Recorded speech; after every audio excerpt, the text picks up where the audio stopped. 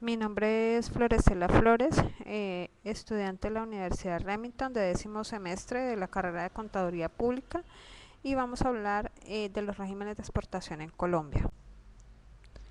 Los regímenes aduaneros son el tratamiento aplicable a las mercancías sometidas al control y vigilancia de la DIAN, mediante el cual se les asigna un destino específico dentro del comercio internacional y conforme con las normas aduaneras vigentes en el momento de la operación. En estos regímenes aduaneros vamos a encontrar el régimen de importación, el de exportación y el régimen de tránsito aduanero o zonas francas.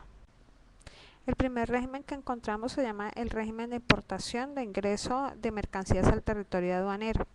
El régimen de importación o la importación es la introducción de las mercancías de procedencia extranjera al territorio nacional aduanero. A las mercancías que ingresan al territorio aduanero nacional les son aplicables tres tipos de control. Vamos a encontrar el control previo, que se realiza en el momento que llega la mercancía, exactamente en el lugar de arribo, en los depósitos donde está la mercancía. El control simultáneo, que se efectúa al momento de la nacionalización de las mercancías, y el control posterior, que opera cuando las mercancías se encuentran en una zona secundaria, es decir, en un almacén, en un establecimiento abierto al público, entre otros lugares. En el régimen de importación encontramos el proceso de nacionalización de las mercancías. En este proceso se presenta ante la DIAN la declaración de importación de una mercancía para obtener el levante de la misma y liquidar los tributos aduaneros a que hayan lugar. Encontramos 5 tipos de declaración. Primero encontramos la declaración inicial, que es la primera declaración que se debe presentar cuando tenemos una mercancía. La declaración de legalización, se presenta para subsanar incumplimientos de obligaciones aduaneras que den lugar a la mercancía presentada o que sea aprehendida.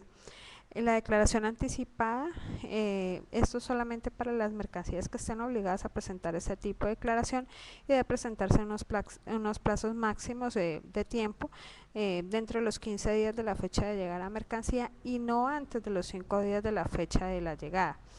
Vamos a encontrar también el tipo de declaración de corrección, esto para subsanar incumplimientos de obligaciones aduaneras, ya sea impuestos porque no se liquidaron muy bien o lo demás.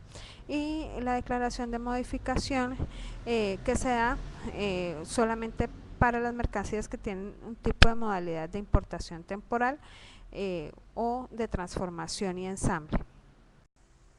A continuación encontramos las modalidades de importación que tenemos cuando se tiene que ver con las mercancías o los servicios que podemos importar en Colombia. Régimen de exportación.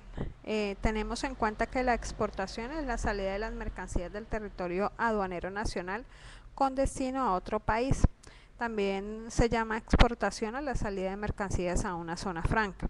En este régimen de exportación vamos a encontrar unas formas de embarque para la exportación de las mercancías. Hablamos de la exportación con embarque único y una exportación global con embarques fraccionados, es decir, la mercancía va en partes, ¿sí? O la exportación va en un embarque único, y vemos exactamente una gráfica que nos define cada uno de estas formas del régimen o de estas formas de exportar las mercancías en el territorio nacional. A continuación encontramos el listado de las modalidades de exportación en Colombia. Hablamos de una exportación definitiva, exportación temporal, exportación temporal para reimportación en el mismo estado, reexportación, exportación por tráfico postal y envíos urgentes, exportación de muestras sin valor comercial, exportaciones temporales realizadas por viajeros, reembarque y exportación de menajes. A continuación hablamos del régimen de zonas francas y el marco legal que comprende la zona franca. Exactamente está en la ley 1004 del 30 de diciembre del 2005. Adicional a eso pues encontramos otros decretos o resoluciones que modifican algunos artículos de la ley. Las zonas francas son áreas geográficamente delimitadas dentro del territorio nacional, donde se desarrollan actividades industriales de bienes y de servicios o actividades comerciales bajo una normatividad especial en materia tributaria, aduanera y de comercio exterior. Una zona franca básicamente es un instrumento para la creación de empleo y captación de inversión de capital. Promueve además el desarrollo de procesos industriales altamente competitivos. Adicional a eso, una zona franca tiene unos beneficios tributarios, como ya anteriormente lo decíamos, como son los impuestos de renta con una tarifa especial. No causan ni pagan algunos tributos aduaneros o algunos aranceles mientras la mercancía esté en ese lugar de zona franca. Encontramos tres tipos de zonas en la zona franca. Hablamos de una zona franca permanente, en donde se instalan empresas que desarrollan actividades industriales, comerciales o de servicios, y es administrada por un usuario operador. Hablamos de una zona franca transitoria.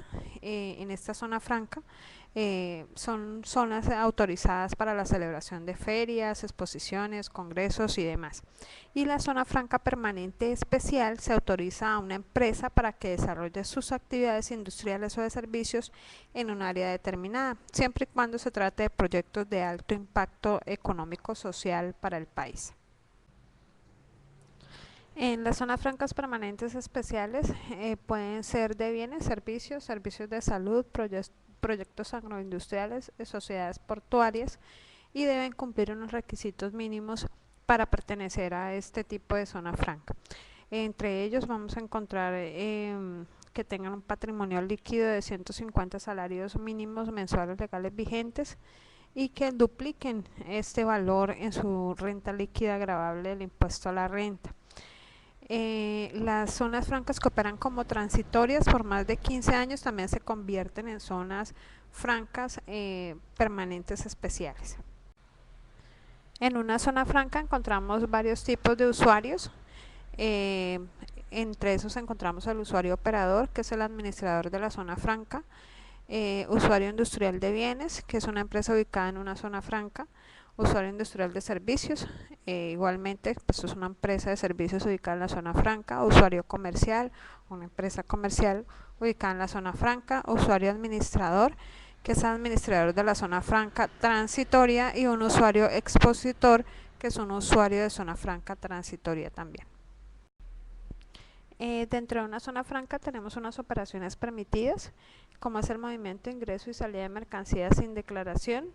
Este movimiento puede ser temporal o definitivo. Importación de mercancías de la zona franca al resto del territorio aduanero nacional, también puede ser temporal o definitivo.